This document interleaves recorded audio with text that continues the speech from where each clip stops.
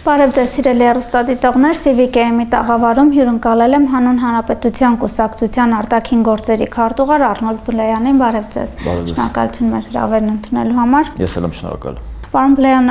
փորձագիտական դաշտում հաճախ էր խոսվում Հայաստանի դեմ վարվող հիբրիդային պատերազմի մասին, այսօր արդեն մենք պետական մակարդակով այդ մասին հայտարարություն լսեցինք, ազգային ժողովի նախագահը խոսեց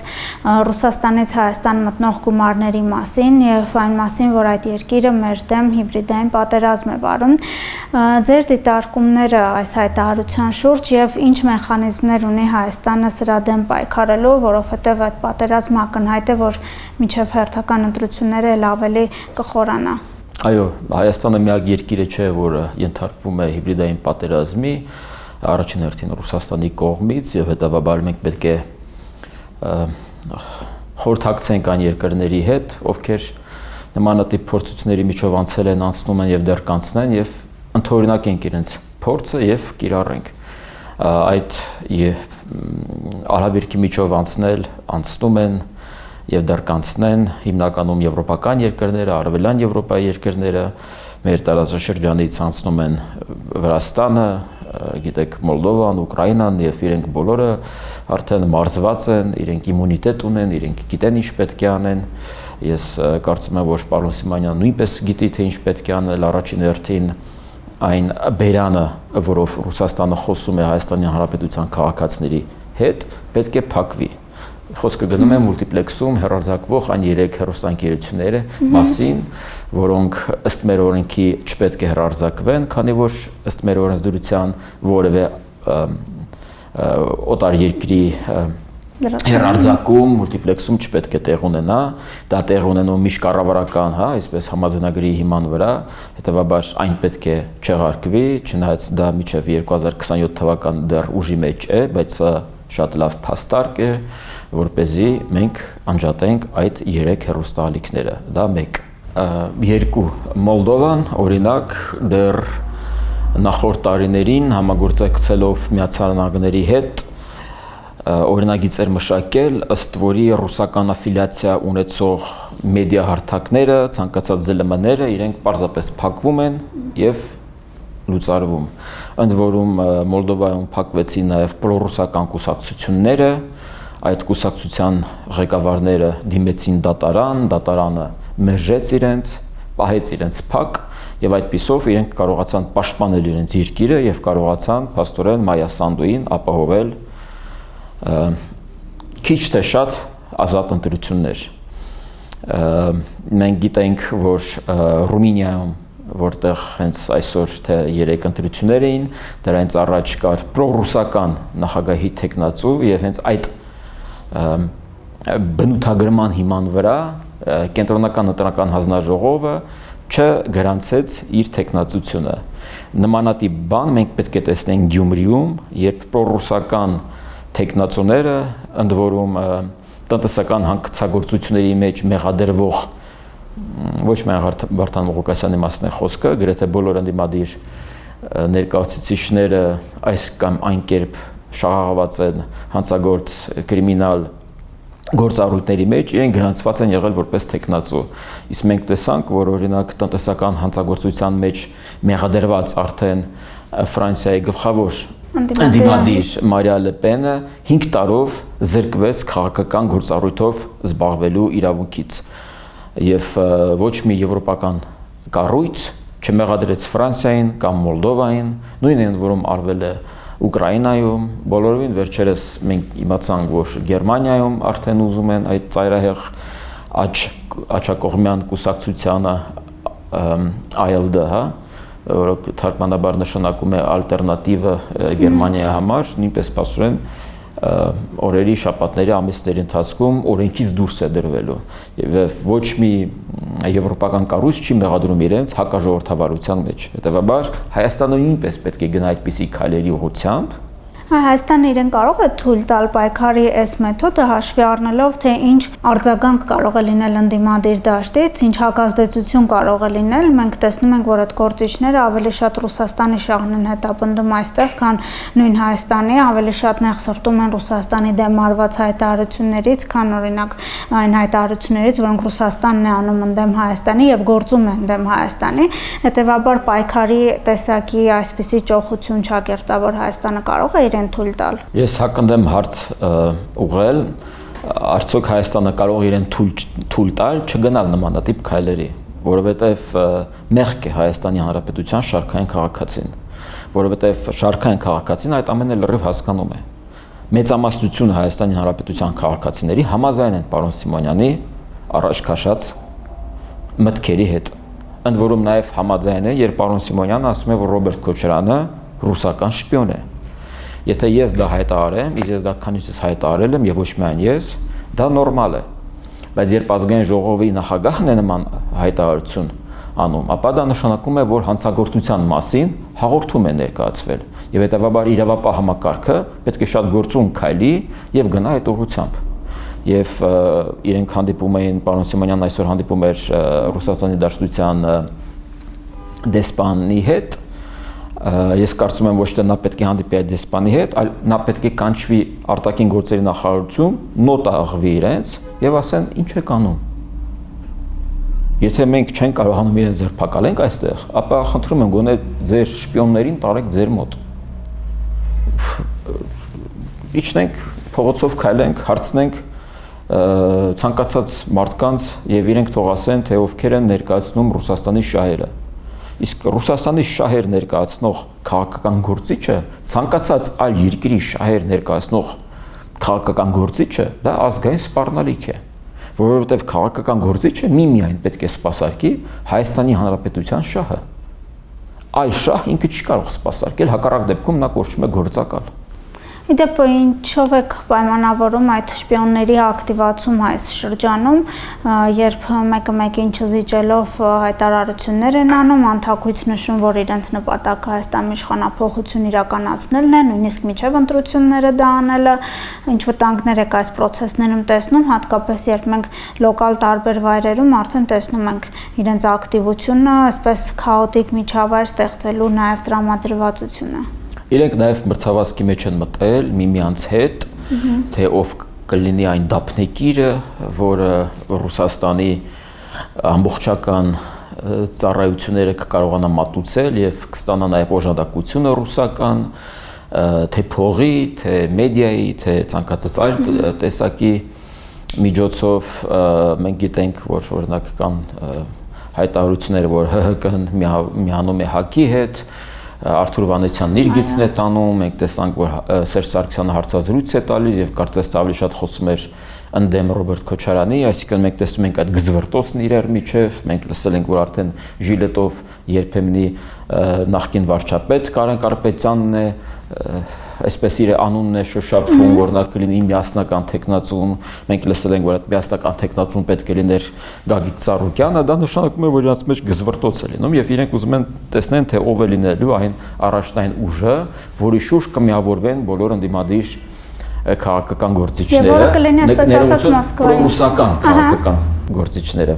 որը կլինի այսպես ասած Մոսկվայի տեխնացուն։ Այո, որը կսպասարկի Ռուսաստանի շահը, իդեպ եթե նկատել եք, երբ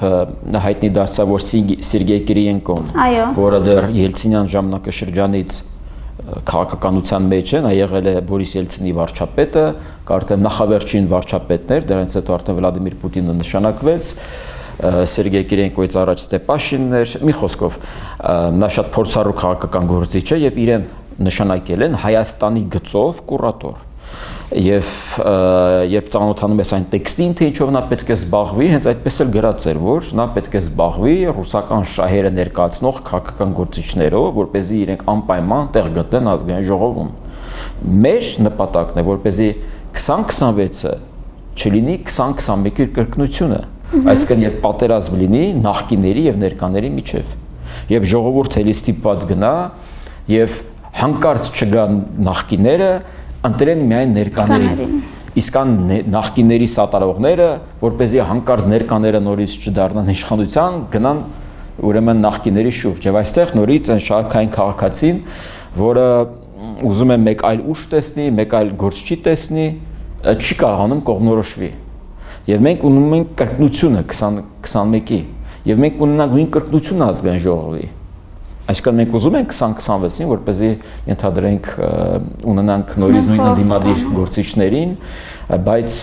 միգուցե այլ դեմքերով, բայց նույն գծով եւ նորից այդ գզվրտոցը։ Մենք տեսանք արդեն նույնը տեսանք Երևանի ավականիում, մենք տեսանք թե ինչպես ընկավ Գյումրին, օկուպացվեց Գյումրին, ես հույս ունեմ, որ ի վերջո այնտեղ մի հանգուցալուծում կստանա եւ մինչեւ 2026 թվականը մենք կձերբազատվենք ընկեր Ղուկասյանից, Տավարիշ Ղուկասյանից, ինչպես նա ցանկանում է կոչվել։ Կիրենկոյի մասին խոսեցիք, ես այդ մասին պետք է ասեմ, փաստորեն Հայաստանը լինելով ազատ ինքնիշխան պետություն,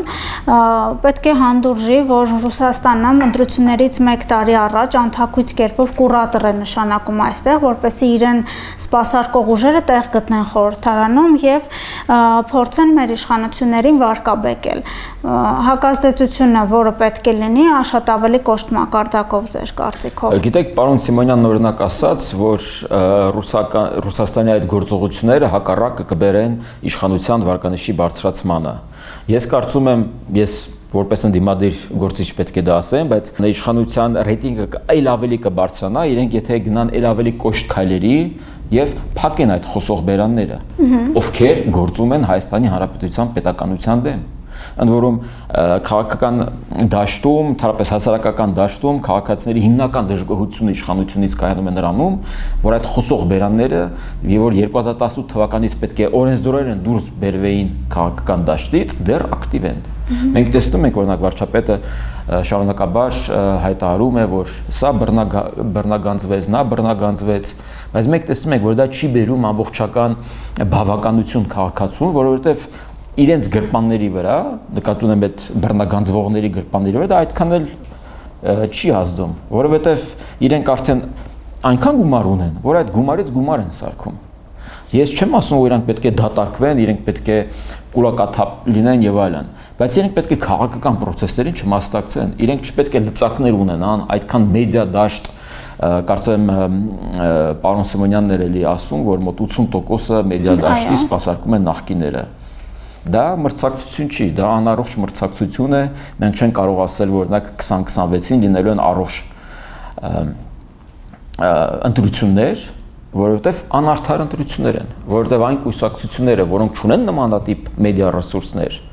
իրենք անարդար մրցակցության մեջ են մտած, եւ այստեղ իշխանությունը պետք է գործի։ Իսկ Եվրամիության հակազդեցություն պետք է այս հարցում կամ գոնե հավասարակշռում, եթե ոչ հակազդեցություն, մենք տեսնում ենք ինչքան մեծ է Ռուսաստանի հետաքրքրությունը եւ ինչքան փոքր է Եվրամիության հետաքրքրությունները Հայաստանում, օրինակ դուք ներկայացնում եք եվրոպական հայացքներով քաղաքական ուժ, բայց որը օրինակ Գյումրիում չկարողացավ հաղթահարել անցողիկ շեմը եւ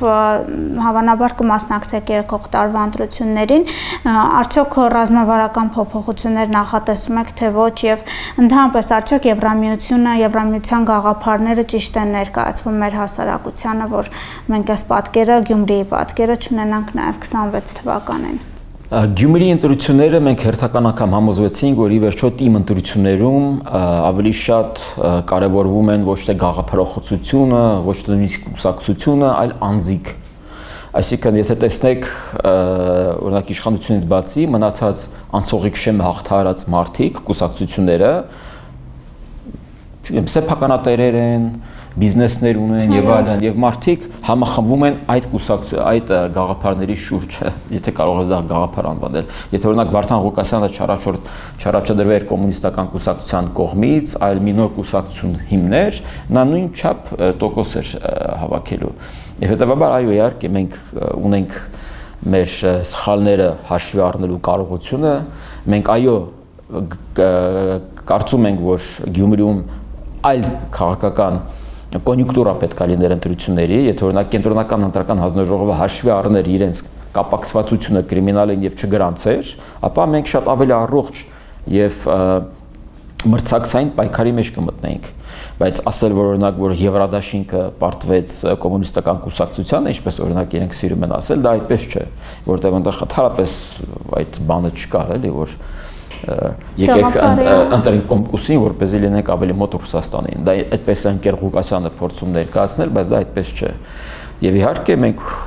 ռազմավարություն ենք մշակում, մենք սովորում ենք,